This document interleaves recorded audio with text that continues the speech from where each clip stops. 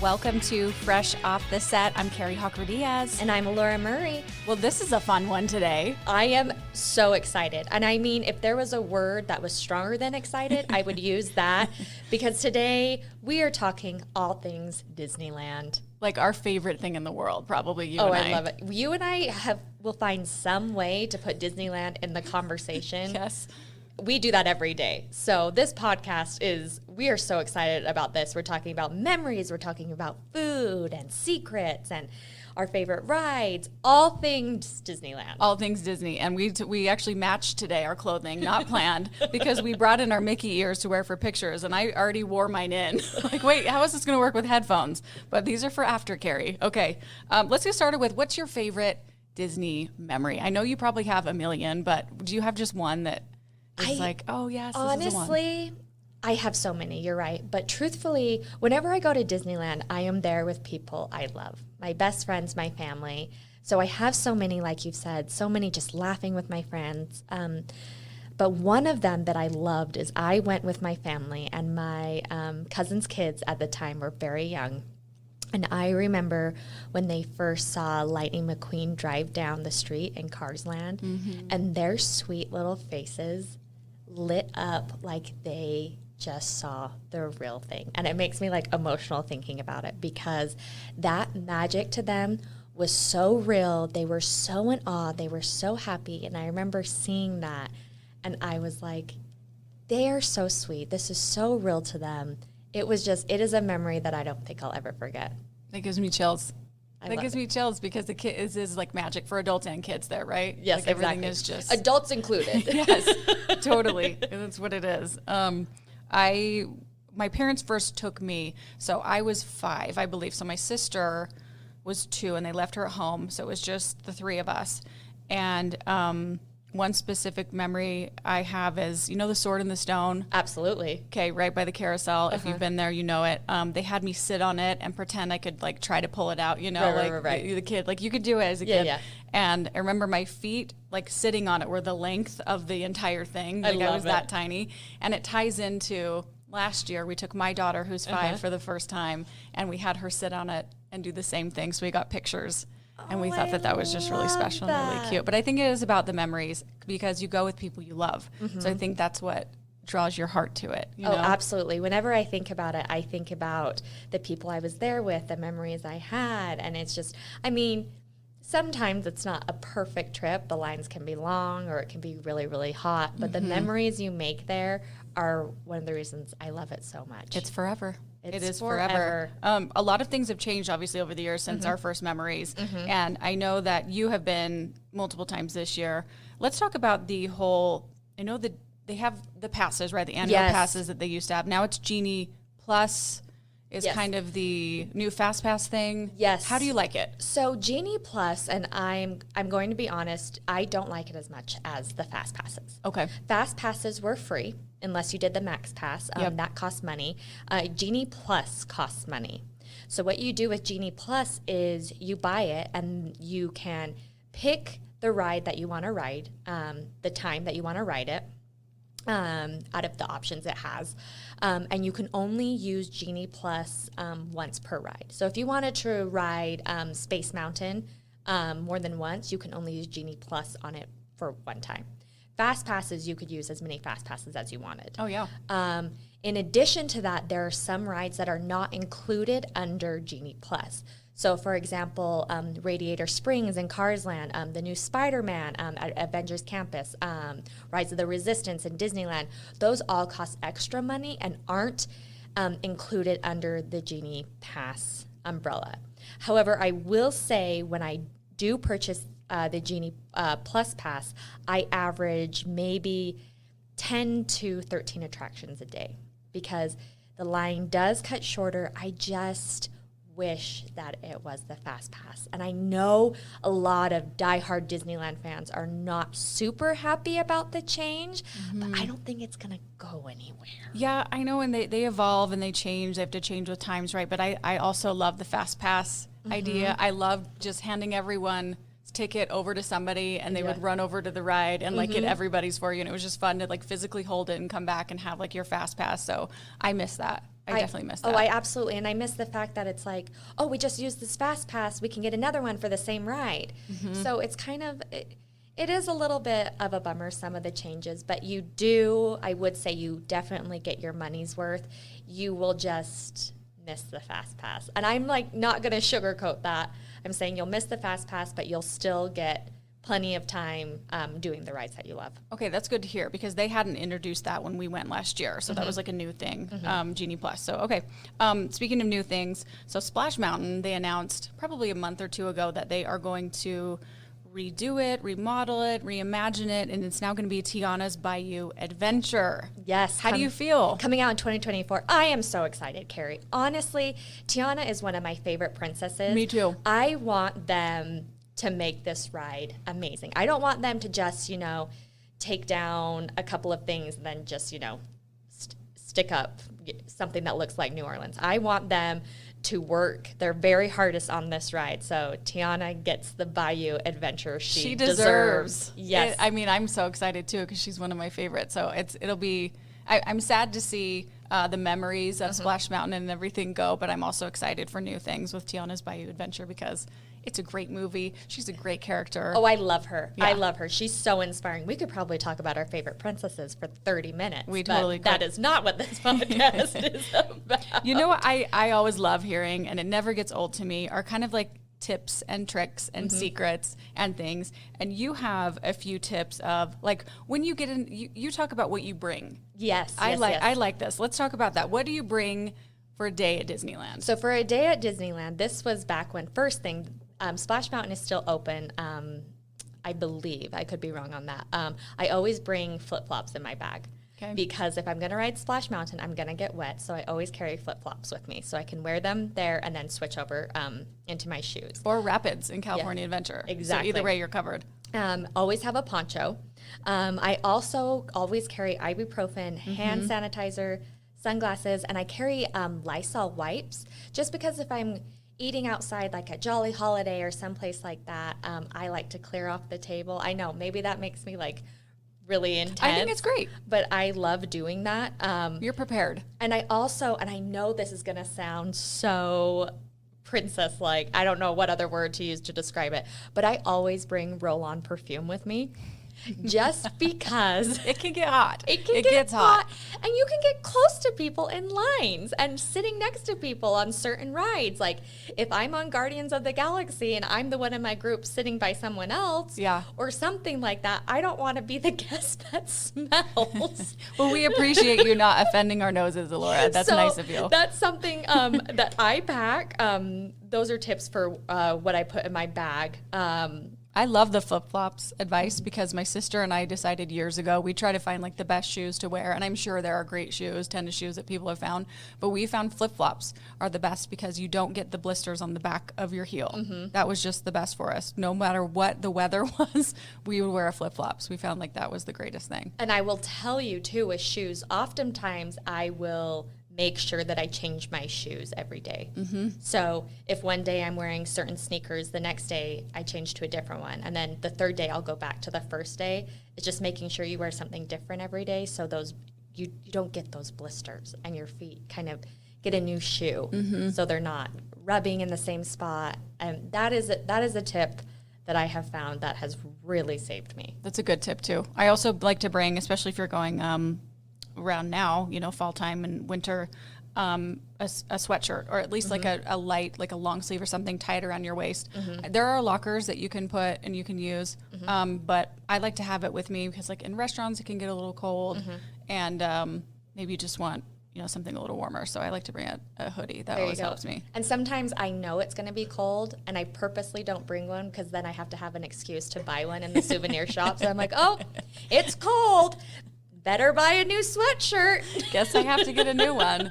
The feeling of walking in, I like to go to Disneyland first. You know how you have to choose. Yes. So now you have to choose which park. You have to have reservations. We can get into that into a second, but you have to choose. I always choose Disneyland first if I can because just that moment in the morning walking down Main Street with the smells and the sights and the shops, There is nothing better. I am getting all emotional just thinking about it, Kari. It's so good. It really is. Like, you can't beat it. Okay, so as far as reservations go, you've been most recently. You need to make them in advance. Yes. And I honestly, it has broken my heart. I have seen some people with annual passes.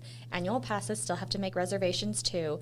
They'll go up and they'll be like, you can't come in the park. You didn't make a reservation. Oh, that would be the worst. So everyone out there listening, you have to make a reservation at Disneyland in order to go in. So you get on the computer, pick your days. If you have a park hopper, you pick the park that you want to go in first. If you're just buying, a regular pass for one park or another, obviously you've chosen your park. But you have to make sure you have a reservation or they won't let you in. In fact, I was there in January, and my parents and I were there with some friends, and we figured out that my family and my cousin's little boys were going the next day. My parents got their reservation. I forgot to.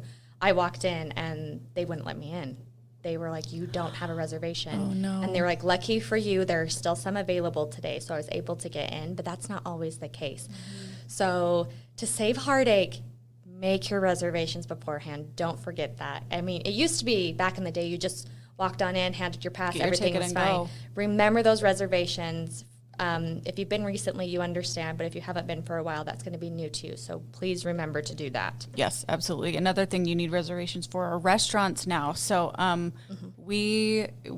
favorite is Blue Bayou. That is our absolute favorite restaurant that we go to every time. And months before, I was like checking. I think it's like either 30 or 60 days before. So they only open the calendar up a certain amount of time where you can make reservations. And it can be hard to get them, especially around dinner time, exactly when people want to go. One tip that I read that was a really good one is if you're in the parks, you're already there and you forgot to make reservations, check the night before around midnight, because a lot of people cancel the next day.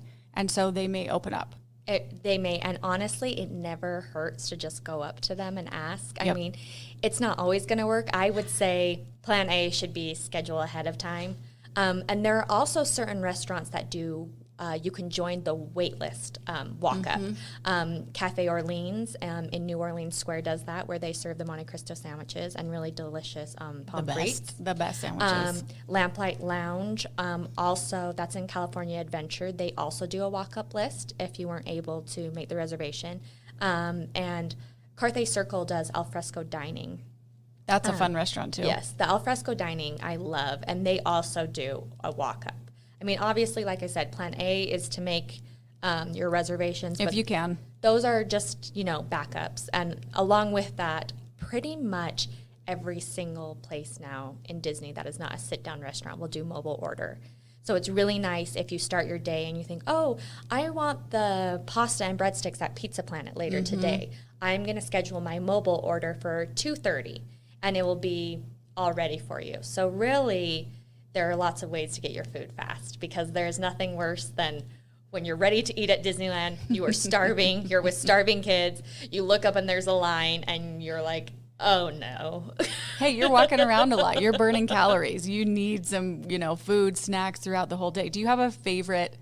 Let's talk about favorite, maybe restaurant and favorite food that you like to get, and then we'll do dessert right after. Oh, man, so honestly, I always hesitate saying my favorite because then it's going to get more crowded. But I will tell you, whenever I go to Disneyland, I cannot miss Lamplight Lounge, because their lobster nachos are seriously... that sounds so good. Amazing. They have these amazing lobster nachos and this delicious hamburger, and it's really precious. It used to be Ariel's Grotto, then they turned it into Lamplight Lounge, and it's Pixar themed. And the food is absolutely delicious. Love it. That is my favorite. And this is in California Adventure, so this is in the other park. Yes. That's a good one. That's really good. What is yours, Kari? Probably the one I just mentioned. Probably Blue Bayou. I do love the Monte Cristo. I try to eat a little bit lighter these days. As I get older, I can't handle the Monte Cristo. It's heavy in my stomach all day. So they have a great gumbo. I think the atmosphere if you haven't been, it's you sit right next to Pirates of the Caribbean, the ride, literally the boats go right by you. And it's dark with lamps and... I like how you said that. They go right by you. By you. I see what you did there. It's just, it's really, man, we're Disney nerds. I love it. It's a really cool experience. So if you haven't tried that, definitely try the Blue Bayou. Favorite treat? Oh, I know what yours is. Yep. Yours is the churro toffee. Yes, because you brought it to me twice. Girl, when friends go to Disneyland, they bring friends their favorite treat back, if possible. It's a good treat. If you haven't tried the churro toffee, definitely give it a shot. For me, I would probably say the raspberry macaron, which you can get at Jolly Holiday. And a tip with that is those sell out. So when you wake up, if you are planning on getting one, mobile order that as soon as you can. Raspberry macaron, Jolly Holiday, absolutely delicious. Other than that, I love a good Mickey bar. Just the vanilla ice cream dipped in chocolate, shaped like a Mickey. The nostalgia of that is fun, too. I love it. They're my dad's favorite, and all growing up when he would take us to Disney World or Disneyland, I remember him like pulling off to the side and being like, I need a Mickey bar. So, I mean, in my little kid head, that's what he sounded like. So those are probably my two favorite treats. And there's so many you can try. I mean, I know that I haven't even gotten close to trying everything, so there's so many. The fall, the autumn season at Disneyland right now is just, there's something so special about it. Oh, I love it. Have you done the Oogie Boogie? I have. So fall, if you have never been to Disneyland during Halloween time, you absolutely have to go. It's super magical. Haunted Mansion is turned into Nightmare Before Christmas themed. It is, they do that. It's so much fun. The Oogie Boogie Bash is actually, it's an extra cost to your ticket. And it takes place at California Adventure. So what happens is they close that park down early just for the people who have the Oogie Boogie tickets. And people dress up. And what's really cool about it is it's really cool if you have kids because they set up a bunch of trick-or-treating places. Last year when I went, the villains were over the trick-or-treating thing. How fun. I dressed up as Cruella, and I had to go trick-or-treat with Cruella. I mean, I was this 30-plus-year-old trick-or-treating. I just needed Cruella to look at my outfit and give me her nod of approval. It's fine. It wasn't weird or anything. So for kids, I think it's really great with all the trick-or-treating things. Okay, for kids. And honestly, it was really great for a little bit because the lines were shorter. I don't know if I would do it again without kids. It was just me and two of my best friends. And we had a great time. We dressed as villains, like I said. I was Cruella. One of my more friends, fun with kids. Yeah, because I think they would just really enjoy all the trick-or-treating. And it's like legit. It's getting good candy, good snacks, and they really dress it up. It's beautiful. The villains are just amazing. These character performers do such a good job. So if you have kids, I think it's worth a try at least once. Going once is great, but like I said, I don't know if I would do it again. Oh, that's good advice. So that's really good advice. You that's know what I because you've have done for it, so that. that's good. Speaking of a fun time at Disneyland, holidays with Christmas coming up. Yes. So this is one of my most favorite times. If you haven't been during the Christmas holiday, definitely try to go, try to experience it. They have the World of Color, Season of Light, that's returning. That's a World of Color show in California Adventure. Holidays start, so they start November 11th all the way through January 8th. They have the Christmas Fantasy Parade, and one you mentioned, Haunted Mansion Holiday is still there. Okay, so this is something they did last year, and they haven't announced it yet this year. It's Disney Merriest Nights. Oh, I wanted to do that so badly last year, and you did it. How was it? So it's what it is it's 5 separate ticket, limited capacity Christmas parties. And you could get tickets to how many ever you want. We just did one. But we loved it. And I'll tell you why. It's less crowds. Nice. And that's so hard to come by at Christmas time. It is. It is magical, but the lines are not. Yeah, I think if you do this, the Disney Merriest Nights, even just to have it less crowded is definitely worth it. They have different treats, especially for that. They have different themed lands. They have like musical performances. One of the favorite things was that I've never seen at Disneyland was they had a Muppets bus. And they came around and circled around Main Street, and they were singing. It was during the parade, after the parade, and my daughter just, loved it and talked about it forever. That is precious. So I think that's so precious. I think if for less crowds, if they announce they're doing it again this year, Disney Mary's Nights, try it for just that. And honestly, just going to Disneyland during Halloween and Christmas really is extra magical because it's Disney. They pull out all the stops for all of their decor. That's true. They have seasonal. They always have seasonal treats. So those are always fun to try. It's just Disney's always magical. They go big. That is a really great time to go. Okay, last question. Is there a place that's underrated that you like to go that maybe not a lot of people know about? Okay, I'm going to talk about underrated rides here. I love, and this maybe makes me sound like I'm 4 years old, but I'm going to say this. I love the Storybook ride, the Storybook boat. And honestly, I love it at night when the lights are twinkling. And actually, if you're the first person to ride that day, you get to sign their storybook that they have. And then if you have kids, they can actually sit at the very front of the boat and be the, quote, whale watchers. Cute. We haven't done this. So those are some kinds of secrets for that ride. And honestly, it's a very slow ride, very casual. The person in the back of the boat is making jokes, kind of like they do on Jungle Cruise. But it's so nostalgic for me because I see you go through the stories that I grew up with when Disney was coming out with all of their animated films. And it's just so sweet. I honestly love Fantasyland at night. I think it's so magical, and that ride to me is so underrated. Because when you think of favorite rides, you obviously have the fun ones, Indiana Jones, Space Mountain, Guardians of the Galaxy. But when I think about that one, it gives me all the emotional feels. So definitely try it if you haven't. So there you I'm go. going to do that next time. One thing that I think is underrated for people to do, if it's hot outside, it gives you a break to get out off your feet, get some air conditioning. It's right when you walk in Disneyland. It's Great Moments with Mr. Lincoln. It's a little show. I love that. The air conditioning is incredible in there if you just want to cool down. I love that. There's also an animation studio in California Adventure where they have something, Talk and Crush, I think is called. Yes. Right? Is that what it's called? Yes. The turtle. And it's a place that you can go to cool down once again, kind of put your feet up, let the kids kind of look at all the animation stuff. That's one of my favorites and too. there they have the Beast Castle where you can go in and take a quiz to see what Disney character you are. So you can either be a hero or a villain.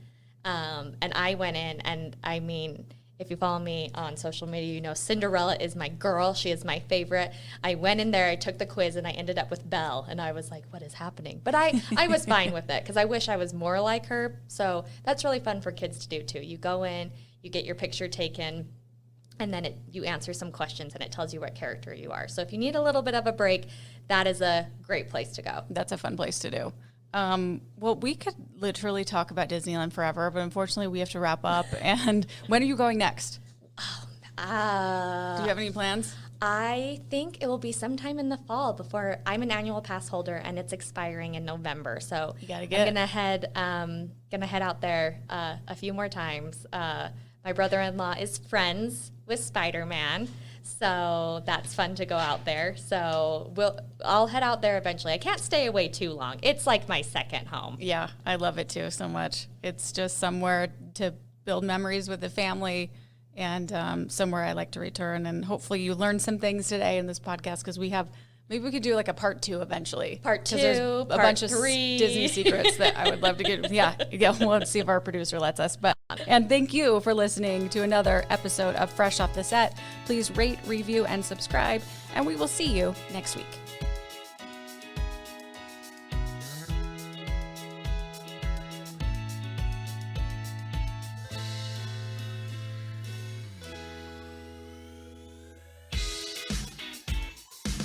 Congrats, you made it to the end. If you want to continue to freshen up your day, you can watch us on Fresh Living every weekday on CBS Channel 2 in Utah at 1 o'clock. You can also watch us on our YouTube channel, KUTV Fresh Living, and follow us on social media. We will see you next week.